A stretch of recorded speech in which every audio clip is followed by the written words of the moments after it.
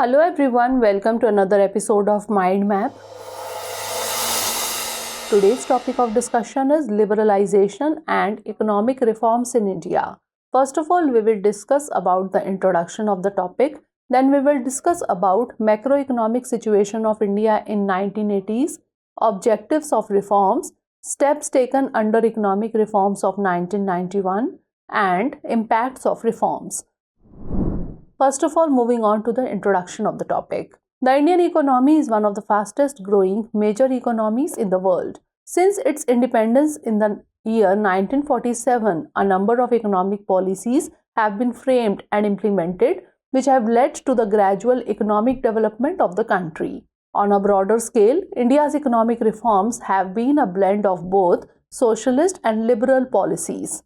India was a latecomer to economic reforms, embarking on the process in earnest only in 1991 in the wake of an exceptionally severe balance of payment crisis. Several economic reform measures got initiated during the 1980s, with exchange rates adjusting continually for differences in the inflation rates, change in the approach of monetary policy to monetary targeting, etc.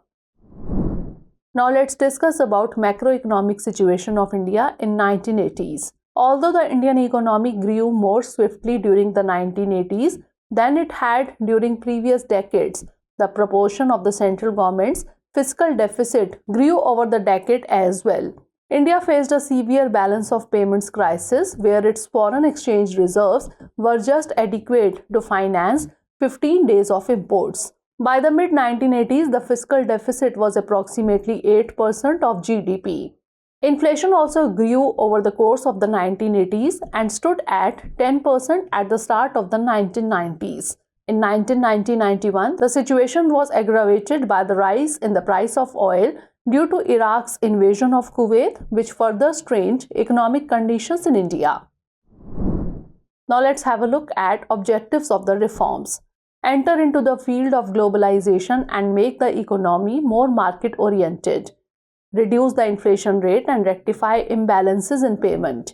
Increase the growth rate of the economy and create enough foreign exchange reserves. Stabilize the economy and convert the economy into a market economy by the removal of unwanted restrictions.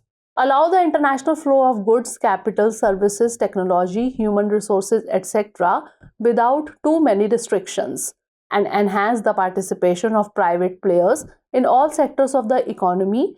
For this, the reserved sectors for the government were reduced to just 3. Now let's discuss about the steps taken under economic reforms of 1991. During the balance of payment, that is BOP crisis, India under the Extended Fund Facility or EFF program of the International Monetary Fund got external currency support to mitigate the BOP crisis. The IMF support had some obligatory terms and conditions which included devaluation of the rupee by 22%, drastic reduction in the peak import tariff from the prevailing level of 130% to 30%. Excise duties to be hiked by 20% to neutralize the revenue shortfalls due to the custom cut, and all government expenditure to be cut down by 10% annually. Now moving on to the LPG reforms. In response to the internal economic crisis of 1990-91 and the changing international situation, the Narasimha Rao government decided to introduce economic reforms or the new economic policy or NEP. The NEP clearly reflected certain global trends like the collapse of the socialist economy and growing acceptance of economic globalization across the world. Structural reforms included liberalized trade and investment policies with emphasis on exports, industrial deregulation, disinvestment and public sector reforms, and reform of the capital markets and the financial sector. Focus areas of 1991 economic reforms were LPG, 1. Liberalization, reduction of government control or intervention in the market, laissez-faire, deregulation of industrial sector, liberalized foreign investment policies, financial sector reforms by establishing major financial institutions, external sector reforms such as establishing SEZ and devaluating the rupee value to boost exports, etc., and liberalized taxation and trade policies. Second is privatization. transfer of control of ownership of economic resources from the public sector to the private sector, disinvestment of public assets, promotion of private sector or the market economy, allowing private entities in core economic sectors such as mining, oil and gas exploration, etc., and promotion of public-private partnership in major development works. Third is globalization. Integration of a domestic economy or relatively an isolated economy with the global economies. To get the benefit of globalization, India became a member of the WTO in the year 1995. The WTO agreements cover trade in goods as well as services to facilitate international trade, bilateral and multilateral, through the removal of tariff as well as non-tariff barriers and providing greater market access to all member countries. Now lastly, let's discuss about the impact of reforms. First is positive impacts of economic reform.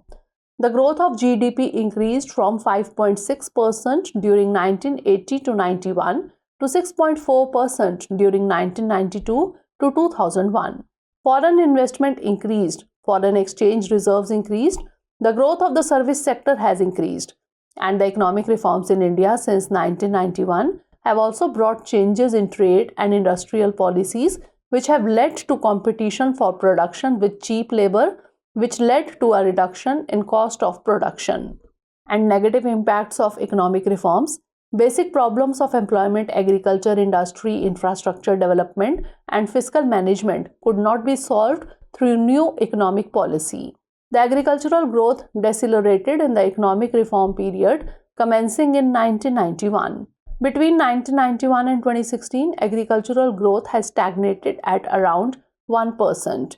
The rate of growth of production of food grains fell from 2.9% per annum in the 1980s to 2.0% per annum in 1990s and stood at 2.1% per annum in the first decade of the 21st century. Since the economic reform of 1991, both public sector and private sector firms are downsizing workers with greater pace. There is subcontracting and outsourcing of the work, which has also added to informal sector employment. FDI attracted towards industrially developed states like Gujarat and Maharashtra was more than underdeveloped states like Jharkhand and Odisha. Hence, it has led to regional disparity. Now it's time for the practice question. First of all, prelims based question. With reference to the Indian economy after the 1991 economic liberalization, consider the following statements. 1. Worker productivity, rupees per worker at 2004-5 prices increased in urban areas while it decreased in rural areas. 2. The percentage share of rural areas in the workforce steadily increased. 3. In rural areas, the growth in the non-farm economy increased. 4. The growth rate in rural employment decreased. Which of the statements given above is or are correct? 1 and 2 only, 3 and 4 only, 3 only, or 1, 2 and 4 only. And now mains question. How globalization has led to the reduction of employment in the formal sector of the Indian economy? Is increased informalization detrimental to the development of the country? So that's all for today. Stay tuned for the next episode. Thanks for watching.